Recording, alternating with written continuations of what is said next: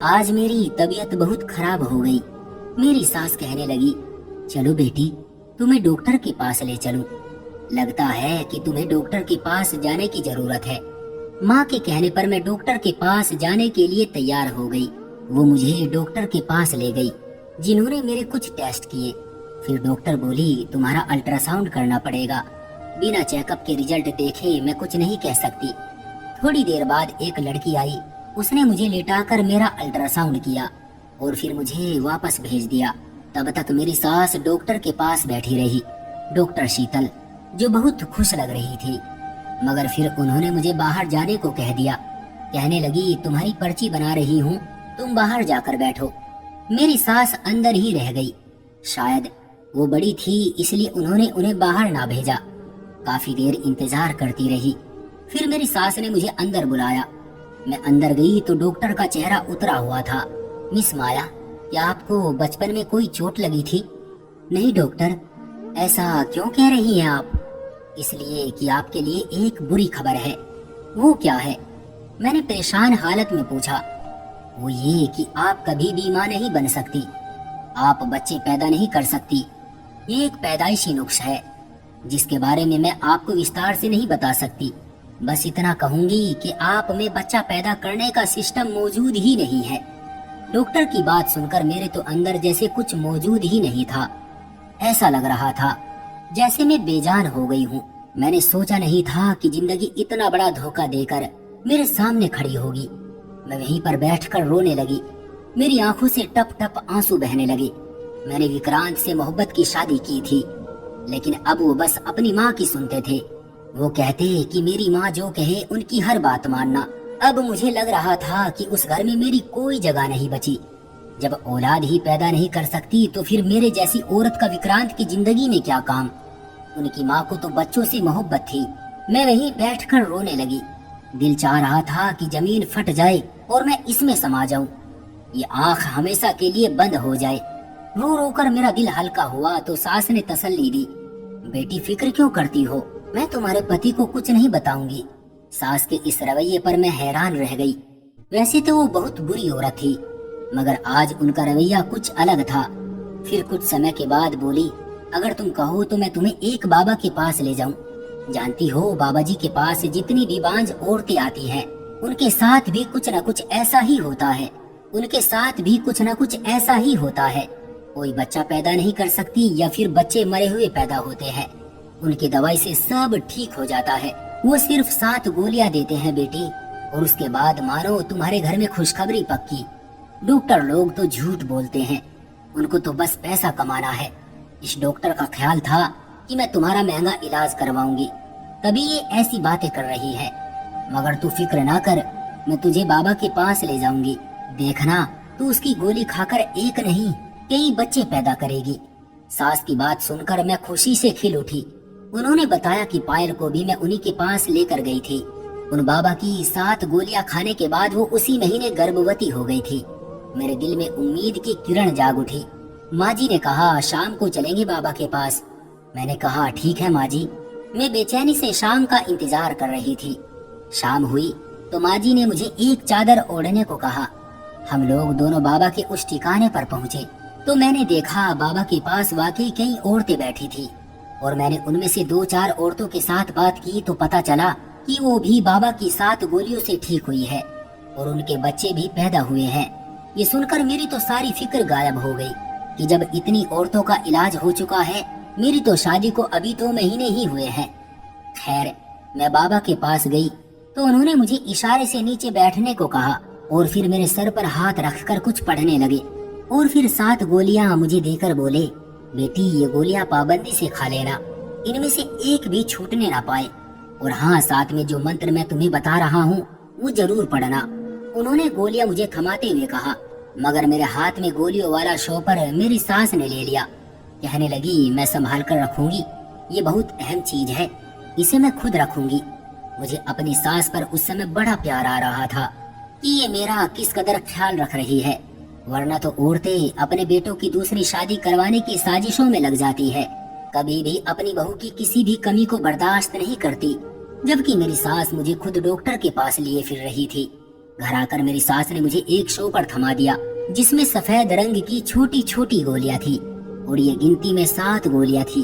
फिर कहने लगी, मैं रोजाना रात को तुम्हें दूध ला कर दूंगी और तुम दूध के साथ ये गोलियां खा लेना और खबरदार इसके बाद बिस्तर से मत उठना, सीधे सो जाना।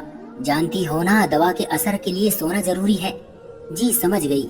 मेरी सास कमरे से चली गई तो मैं भी सोचने लगी कि भगवान ने मुझे कितनी अच्छी सास दी है जो बिल्कुल माँ जैसी है। थोड़ी देर बाद विक्रांत आ गए।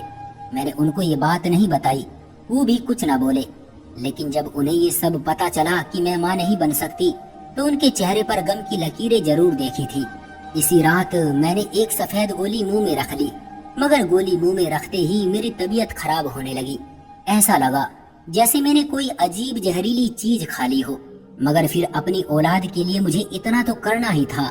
मैंने बड़ी मुश्किल से ये गोली अपने हलक से नीचे उतारी। अब बस इंतजार कर रही थी कि कब मेरा सपना पूरा हो और कब मैं अपने पति को खुशखबरी सुनाऊं। इसी तरह से 2-3 दिन गुजर गए, मगर मैं एक बात से बहुत परेशान थी। मैं जब भी सुबह उठती मेरी कमीज पर काले रंग के दाग लगे होते। उन दागों का निशान भी समझ में नहीं आता कि ये कैसे लगे हैं। इसके अलावा मेरा सर भारी होता और पूरे जिस्म में दर्द होता। जिस चीज ने मुझे परेशान कर रखा था, मगर मैं अपनी सास से कुछ न कहती थी, कहीं वो दोबारा मुझे किसी डॉक्टर के पास न ले जाए। वो मेरा बहुत ख्याल रखती थी। आज मैं बहुत खुश थी क्योंकि मेरा कोर्स पूरा होने को आया था। मेरे पास अब सिर्फ आखिरी गोली रह गई थी। रात हुई तो सोचने लगी कि आज आखिरी गोली खाकर सो जाऊंगी, उसके बाद शायद जल्दी मुझे खुशखबरी सुनने को मिलेगी। खुशी खुशी में गोली मेरे हाथ से नीचे गिर गई। रात का वक्त था, कमरे में हल्की हल्की रोशनी थी। मैंने गोली ढूंढने की बहुत कोशिश की, मगर वो मुझे कहीं नहीं मिली। मैं जाकर टॉर्च ले आई, बेड के नीचे हर जगह ढूंढी, मगर मेरी गोली गुम हो गई थी। मुझे बड़ा अफसोस हुआ और खुद को कोसने लगी कि आज आखिरी दिन था, कहीं पूरा कोर्स बर्बाद ना हो जाए। काश मैं गोली खा लेती तो मेरे साथ ये सब ना होता। अब न जाने बाकी 6 गोलियों का असर भी मुझ पर होगा या नहीं। फिर सोचने लगी, बाबा जी का घर कौन सा दूर है, अभी समय ज्यादा नहीं गुजरा। सुबह सवेरे अंधेरे में ही उनके घर चली जाऊंगी। गांव के लोग तो सुबह सवेरे ही उठ जाते हैं। सुबह सवेरे ही उनसे गोली ले लूंगी तो बाकियों का असर भी हो ही जाएगा। यही सोचकर मैं सोने की कोशिश करने लगी कि सुबह जल्दी उठूंगी तो सुबह सवेरा ही बाबा के पास पहुंच जाऊंगी, मगर इसकी नौबत नहीं आई। अभी मुझे लेटे हुए 10 मिनट ही गुजरे थे कि मेरी सास मेरे कमरे में आई। मैंने भी सोने का नाटक किया कि कहीं ये ना समझे कि मैंने गोली नहीं खाई, क्योंकि गोलियों के असर में अक्सर मुझे नींद आ जाती थी। मैं सोच रही थी कि 1-2 बार मुझे देखने के बाद मेरी सास कमरे से चली जाएगी, मगर ऐसा नहीं हुआ। वो मेरे कमरे में रुकी रही। मैं आंखें खोलकर देख भी नहीं सकती थी कि वो क्यों रुकी है। थोड़ी देर गुजरी थी कि एक जानी पहचानी सी खुशबू मेरी नाक के नथुनों से टकराई। ये खुशबू अगरबत्तियों की थी, जो शायद मेरी सास ने अपने हाथ में ले रखी थी। मैं अब भी सोने का ड्रामा करती रही कि कहीं उन्हें शक न हो जाए कि मैंने गोली नहीं खाई। लेकिन जब उन्होंने उन अगरबत्तियों की राख मेरे सर पर और मेरे पेट पर गिराई तो मुझसे रहा नहीं गया। गरम गरम राख जब मेरे कपड़ों पर पड़ी तो मुझे डर सा महसूस हुआ। मैं एक जोरदार चीख मारकर उठ बैठी। मुझे लग रहा था जैसे मैं कोई डरावना सपना देख रही हूँ। अपने सामने अपनी सास को देखकर मेरा तो जैसे दिल ही उछलकर बाहर आ गया। उन्होंने काले रंग के कपड़े पहन रखे थे और माथे पर काले रंग का टीका था। वो बहुत ही ज्यादा डरावनी लग रही थी। लगता था कि वो कोई जादूगरनी है। मुझे उठा पाकर चीखते चिल्लाता देखकर घबरा गई।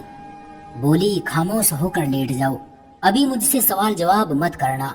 उन्होंने मुझे डांटते हुए कहा कि मैं लेट जाऊं, मगर मैं यूं ही कैसे लेट जाती। मुझे अजीब सा महसूस हो रहा था। उनके इस काम से मुझे उलझन हो रही थी। कमरे में फैली इस बदबू से मेरा दम घुट रहा था। उससे पहले कि मैं ज्यादा चीखती चिल्लाती, मेरी सास ने मेरे मुंह पर हाथ रखा और मुझे घसीटते हुए पीछे वाले कमरे में ले गई। ये कमरा घर के पीछे की तरफ बना हुआ था। इसमें कोई आता जाता नहीं था। उस कमरे में बहुत ही अंधेरा था। अंधेरे को देखकर मैं वैसे भी डर जाती थी। उन्होंने मुझे यहाँ बंद कर दिया। मेरे मुंह में कपड़ा ठूंसकर बाहर से ताला लगाकर चली गई। ये देखकर मेरा बुरा हाल हो गया। मेरी आंखों से आंसू बहने लगे। मैं सोचने लगी मुझे यहाँ क्यों बंद कर दिया? रोते चीखती चिल्लाती रही, मगर किसी ने मेरी आवाज न सुनी। मैं तो जानती थी कि यहाँ मेरी आवाज सुनने वाला कोई नहीं है, क्योंकि ये कमरा भी घर के पीछे की तरफ था। मैं अपने पति को कोसने लगी, जिसने मेरा ख्याल नहीं किया, मुझे पूछने तक नहीं आया। मैं उसका इंतजार दिन भर करती रही, मगर उसने मुझे पलट कर नहीं देखा। लग रहा था जैसे वो भी अपनी माँ के साथ शामिल था, और ये कि उसे मेरी कोई परवाह नहीं। इसी इंतजार में थी, शाम के 4 बजे विक्रांत ने अपनी शक्ल दिखाई। कहने लगा, तुम यहाँ पर हो मैं जानता हूँ, मगर तुम्हें सब्र से काम लेना होगा। इसके पीछे छुपा राज तुम नहीं समझ सकती। मैं उसे देखते ही उस पर चिल्लाने लगी, ये कौन सा राज है? तुम पागल तो नहीं हो गई? तुम्हारी माँ ने अजीबोगरीब काम करने के बाद मुझे यहाँ बंद कर दिया, जबकि तुम जानते हो मैं तुम्हारे बच्चे की माँ बनने वाली थी। मैं जानता हूँ, तुम्हारी डॉक्टरी रिपोर्ट देख चुका हूँ। तुम्हारे माँ बनने का मुझे तो उसी दिन पता चल गया था, जब तुम डॉक्टर के पास गई थी। अच्छा, वाकई? तो फिर तुमने मुझे बताया क्यों नहीं? तुम्हारी माँ ने मुझसे ये बात क्यों छुपाई, और मुझे ये बांझपन की गोलियां क्यों दी? बताता हूँ, सब बताता हूँ। विक्रांत ने हाथ के इशारे से बैठने को कहा। मजबूरन में बैठ गई। इसके सिवा कोई और चारा भी नहीं था कि मैं उसकी बात सुन लूं, मगर मेरा दिल जोर जोर से धड़क रहा था। मुझे बहुत डर लग रहा था। मैं उसके पांव में पड़ गई। ऊपर वाले के लिए विक्रांत, पहले मुझे यहाँ से निकालो, इसके बाद तुम जो मर्जी कर लेना। यहाँ मेरा दम घुट रहा है। घबराओ मत, मैं तुम्हारे साथ हूँ। विक्रांत ने मुझे तसल्ली दी। अब मेरी बात ध्यान से सुनो। विक्रांत ने मुझे राजदार अंदाज में बताया, मेरी माँ को तुम नहीं जानती हो। वो बहुत अच्छी औरत है। बहुत सी औरतें माँ से इलाज करवाने आती है, और वो सभी का मुफ्त इलाज करती है। शायद तुम इस बात को नहीं जानती, क्योंकि माँ ने आजकल ये काम जरा कम किया हुआ है, मगर मैं माँ को अच्छी तरह जानता हूँ। वो लोगों की मदद करती है, खासकर बांझ औरतों की। वो चाहती है कि कोई औरत उनके दरवाजे से खाली न जाए। जैसे वो बाबा है ना, वैसे ही बनना चाहती है, और उसके लिए उनको एक मंत्र का उच्चारण करने की जरूरत है। उन्होंने जब मेरी शादी तुमसे करवाई तो मुझसे वादा लिया था कि मैं अपनी मर्जी से शादी तो कर रहा हूँ, मगर शादी के बाद उन्हें तुम पर इस काम को करने की इजाजत दूंगा। बस इसी वजह से मैं तुमसे बात नहीं कर सकता, क्योंकि उन्होंने मेरी बात मानी थी। तुम्हें मुझसे मिलाकर मेरे दिल की आरज़ू पूरी की, मगर अब मुझे भी तो उनकी बात माननी है ना। वो अगर ये मंत्र का उच्चारण कर रही है तो उन्हें करने दो। इससे शायद तुम्हारे बच्चे को भी कोई नुकसान पहुँचे, मगर मैं जानता हूँ कि माँ जी की नीयत बुरी नहीं है। वो बाकी और 2 की मदद करना चाहती है। अपने पति की ये राम कहानियां सुनकर मैं चिल्ला उठी, तुम पागल तो नहीं हो गए? विक्रांत, मर्द बनो। तुम्हारी अक्ल को क्या हो गया है? क्या तुम्हें ईश्वर से डर नहीं लगता?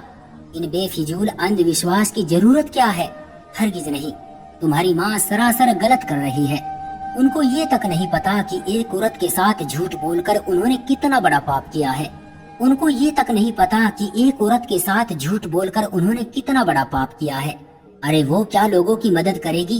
वो तो अपने बेटे की नस्ल खत्म करने पर तुली हुई है। अगर मैं बांझ नहीं थी तो मुझे वो खतरनाक गोली खिलाने की क्या जरूरत थी? और तुम कैसे बाप हो? तुम्हें अपनी औलाद की भी फिक्र नहीं? क्या ये बच्चा चला जाए तो तुम्हें कोई दुख नहीं होगा? विक्रांत ने इत्मीनान से कहा, मुझे दुख नहीं होगा। जिस ईश्वर ने एक दिया है तो वही ईश्वर और भी देगा। सब्र करो। वैसे भी तुम्हारा तो अभी पहला महीना है। कौन सा ये बच्चा इस दुनिया में आ गया है? विक्रांत में कोई बात नहीं जानती। बच्चा दुनिया में नहीं आया तो इसका मतलब ये नहीं है तुम उसे अपने हाथों से कत्ल कर दो। कम से कम तुम्हें ये बात समझनी चाहिए कि तुम्हारी माँ जो कर रही है वो सरासर गलत है। मैं अपने बच्चे को किसी को हाथ भी नहीं लगाने दूंगी। तुमने जो करना है कर लो। तुम्हारी माँ के हाथों बलि का बकरा नहीं बनूंगी। मैंने गुस्से से कहा। विक्रांत ने मुझे वही बंद किया और वो भी चला गया। बेवफा की इस हरकत पर मैं तो हैरान रह गई। सोचा नहीं था कि वो इस कदर संग दिल होगा। 2-3 घंटों बाद दोबारा आया तो फिर मुझे भी वही बात समझाने लगा। बोला, माँ जी को मंत्रों का उच्चारण करने दो, वो सब लोगों की भलाई के लिए कर रही है। उसके बाद तुम जो चाहो करो, मैं तुम्हारी हर बात मानूंगा, लेकिन भगवान के लिए मुझे माँ के सामने शर्मिंदा मत करो। विक्रांत ने मेरे आगे हाथ जोड़ दिए। मगर रात की मोहब्बत औरतों के लिए सबसे बढ़कर होती है। नहीं विक्रांत, तुम जो मर्जी करो, मैं औलाद का गला नहीं घोट सकती। अपनी माँ से कह दो कि जब तक मैं जिंदा हूँ उसे यह अपने ऊपर मंत्र नहीं पड़ने दूंगी। मैं गुस्से में दहाड़ कर बोली। विक्रांत पत्थर बना मुझे देखने लगा, जैसे उसे यकीन ना आ रहा हो कि मैं अपनी औलाद से कितनी मोहब्बत करती हूँ। और उसके चेहरे पर पछतावे के भाव थे, जिससे साफ जाहिर होता था कि वो शर्मिंदा है मगर अपनी माँ से मजबूर भी है।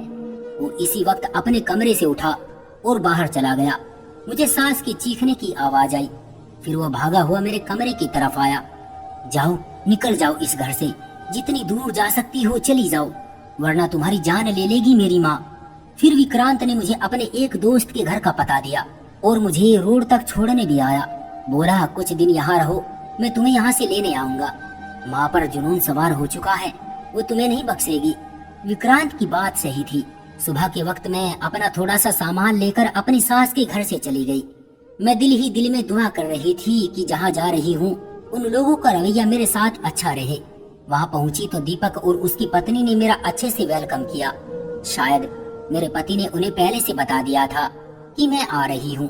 उन लोगों के घर मुझे किसी किस्म की कोई तकलीफ नहीं हुई। मैं आराम से 6 महीने वहाँ रही। इस दौरान विक्रांत ने मेरी खबर न ली। मेरी उम्मीद टूटने लगी थी। लगता था जैसे वो भी पलट कर नहीं आएगा। मगर फिर एक दिन दीपक की पत्नी आरती ने मुझे खबर दी कि मेरा पति मुझे लेने आ रहा है। खुशी से मैं फूली नहीं समा रही थी। मेरा आखिरी महीना चल रहा था। उन दिनों औरत को पति की जरूरत होती है। वो उससे अपने सुख दुख सब कहती है, अपनी तकलीफ का साथी बनाती है। आए तो उनके चेहरे पर परेशानी थी। बरसों के बीमार लग रहे थे। आते ही मेरे आगे हाथ जोड़ते हुए बोले, मुझे माफ कर दो, हमेशा के लिए मेरी माँ को भी माफ कर दो। विक्रांत रोने लगे थे। आज क्या हुआ है, आप क्यों रो रहे हैं? तब विक्रांत ने मुझे बताया कि माँ को उनके किए की सजा मिल गई। उनके साथ जो हादसा हुआ उससे उनके होशो हवास बिगड़ गए। उनके मंत्र का उच्चारण पूरा ना होने की वजह से उनका दिमाग खराब हो गया और वो पागल हो गई। अब अजीबो गरीब बातें करती है। लोग उन्हें देख देख कर हंसते हैं और वो जिंदगी मौत की कशमकश में है। विक्रांत की बात ने मुझे भी परेशान कर दिया। अपने पति की बातें सुनकर अपनी सास को माफ कर दिया। बेशक माफ करने में ही महानता है। जिंदगी के आखिरी दिनों में मैंने उनकी भरपूर मदद की। वो मुझसे बार बार माफी मांगती, मगर उन्होंने न जाने किस किस का दिल दुखाया था कि उनकी मौत बहुत ही तकलीफ दे हुई। मौत के वक्त ऐसा लग रहा था कि जैसे उनकी जान किसी कांटे में अटकी हुई थी। इस स्थिति को देखकर मुझे भी एक सबक हासिल हुआ। मैंने दिल में पक्का इरादा कर लिया कि मैं कभी जिंदगी में भूलकर भी किसी इंसान का दिल नहीं दुखाऊंगी और ना ही कोई किसी भी तरह की तंत्र विद्या अंधविश्वास के चक्कर में पड़ूंगी। चाहे जिंदगी में मायूसी के बादल छाए हों, मगर मैं कभी उस ईश्वर से उम्मीद लगाना नहीं छोड़ूंगी। तो दोस्तों, ये थी हमारी आज की कहानी। आपका क्या कहना है इस कहानी के बारे में? कमेंट करके हमें ज़रूर बताएं। वीडियो को लाइक कर दीजिए और चैनल को सब्सक्राइब करके घंटी को दबाकर ऑल पर सेट कर लीजिए, ताकि आने वाले वीडियो आपको तुरंत मिले। मुझे दीजिए अगली वीडियो तक इजाज़त। तब तक के लिए धन्यवाद।